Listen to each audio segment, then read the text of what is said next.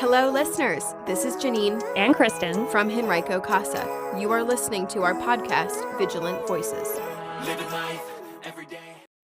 Hello, listeners. We hope your summer is off to a good start and you are taking in some of the sunshine. Yes, and we're so glad you are pausing to spend a few minutes with us. It will be worth it because today's guest is going to inspire you to incorporate mindfulness into your life. And into the lives of the children you care for and interact with. Yes, and so today we're talking emotional regulation and inner awareness with Angela Rosas, founder of Rise Up Roses and a Calm Kid podcast. We are so excited and thank you for being with us. And so we really, of course, are looking forward to diving in about your work with the Calm Kid podcast and Rise Up Roses. But before we do that, maybe you could just share a little bit about yourself. And we always love our guests to just talk about their story and just really what spurred your heart for children. Hello. Yes, I'm very grateful to be here. My name is Angela Rosas. I am a mindful movement motivator. Oh, I love that. I love that. What a great title. That's a good little alliteration, too. Yeah. Very nice. I do. I love that. I have a background in psychology, and I am a certified personal trainer with a focus on women's health and kids. Okay. Additionally, I am a certified yoga teacher through Yoga Alliance and a Dream Builder coach through Brave Thinking Institute. Cool.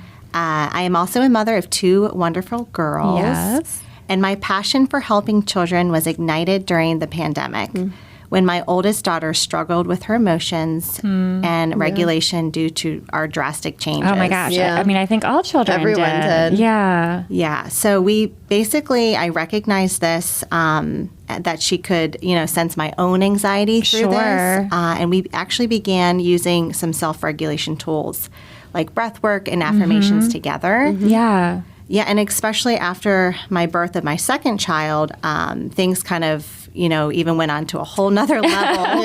And we actually had an occupational therapist that came to our home, and she's actually now assisting with Rise Up Roses. Oh, that's neat. That's really neat. So she helped inspire some of this as well. And this experience inspired me to create a podcast with tools in both English and Spanish because we are in a bilingual household. Sure, and bilingual community. Yeah, right? absolutely. And we just want, I want to really support the caregivers and the children during that challenging time. And then my work kind of moved from mothers, because I was really focusing on mothers. Sure. And then it kind of moved to kids and caregivers.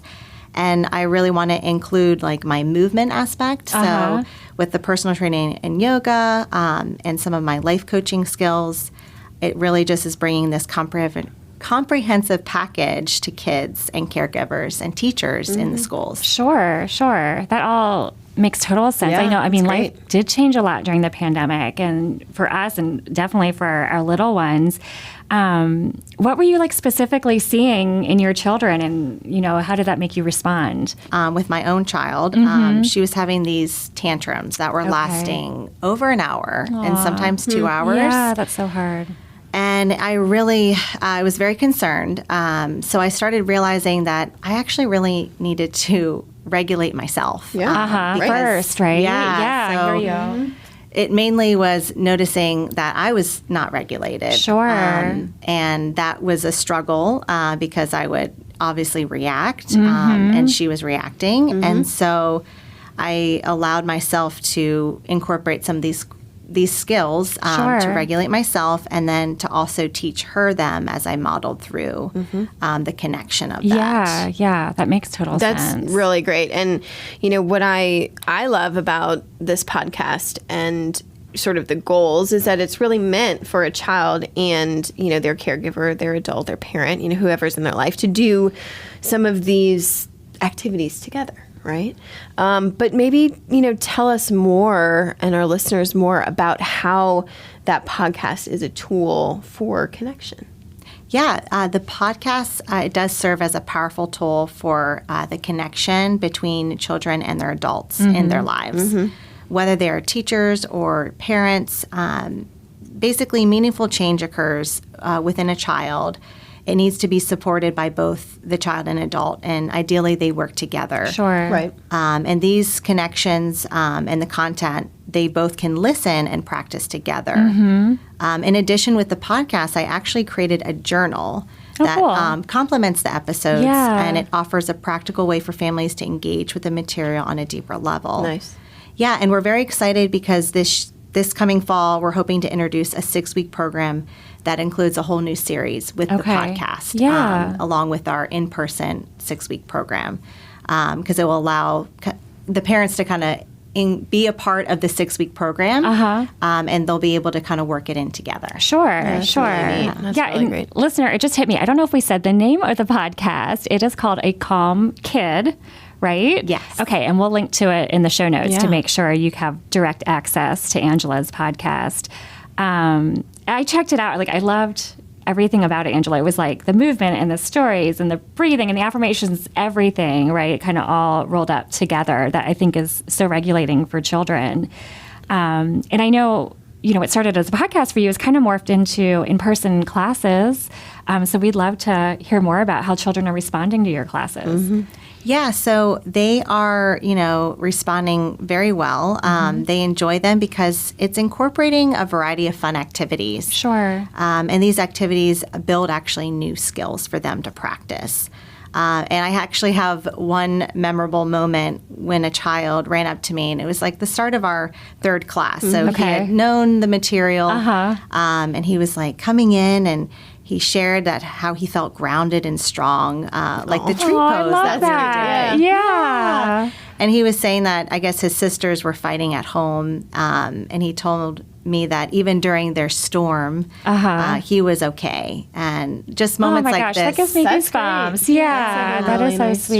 story. I mean, the children we serve are like in the middle of chaos is the All word the we time. use a lot. And to think that he's grounded, what a great word. Yeah, That's awesome. Because it's also like learning the vocabulary Right. to discuss and to bring. Yeah. and To like vocalize, identify your emotions, and there's so much wrapped up in that. Yeah. Well, and it's not, just for kids, right? I mean, this is for, as we've talked about, the adults and caregivers, but I understand that you also teach teachers too, right? So, I mean, maybe you could talk a little bit about how, teachers are so important, to our children. Like, how are they benefiting and or other adults from this work?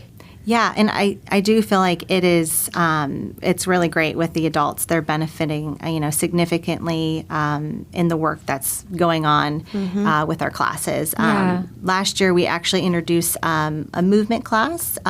It's mainly was yoga. Okay. And we're building on that success as we're expanding our offerings to include new classes specifically designed for teachers.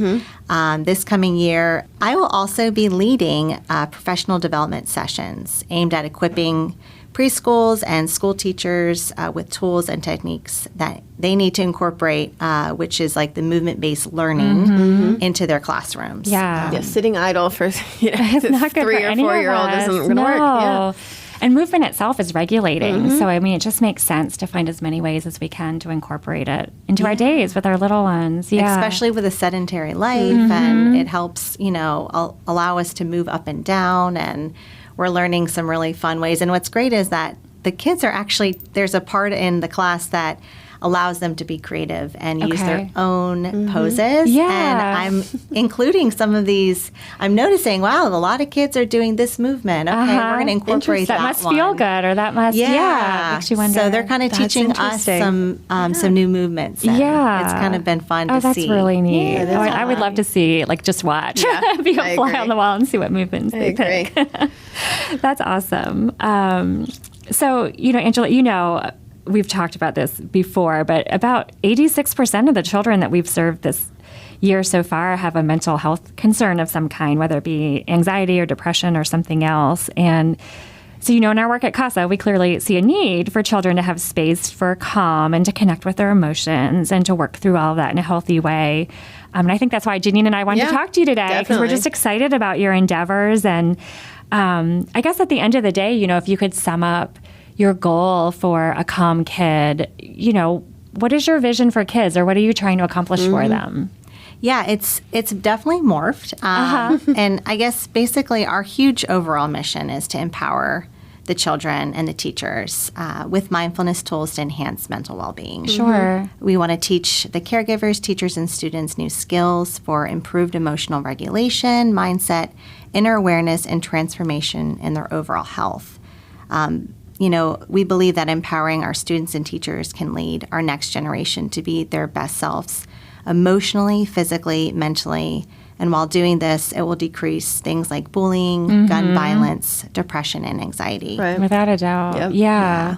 Yeah, I love that. Like a vision that they're living their best self. And that's so many areas of their life, including their emotions. And But I think personally, I really want all children to really believe in themselves and to know that they are far more powerful than they think they are. Oh, I love that. That's lovely. Yes. Well, and based on what we've been talking about, I and all the growth that's going to happen here, I have no doubt that vision will become a reality. So thank you for your work that you do.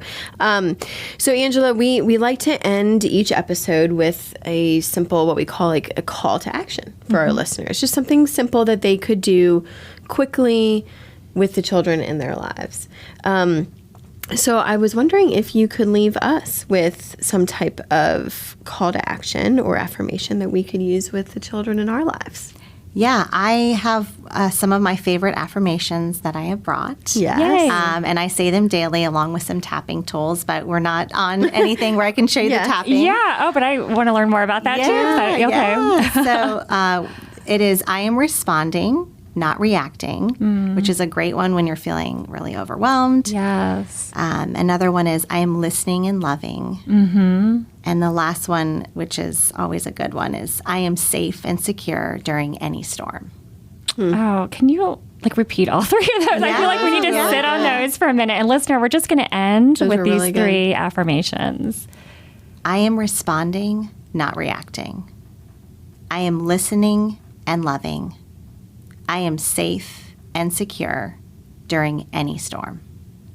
Love those. Angela, thank you so much. Thank you and so we much. want all children to feel safe in their storms. So, listener, again, we will link to the Calm Kid podcast and hope you take a listen.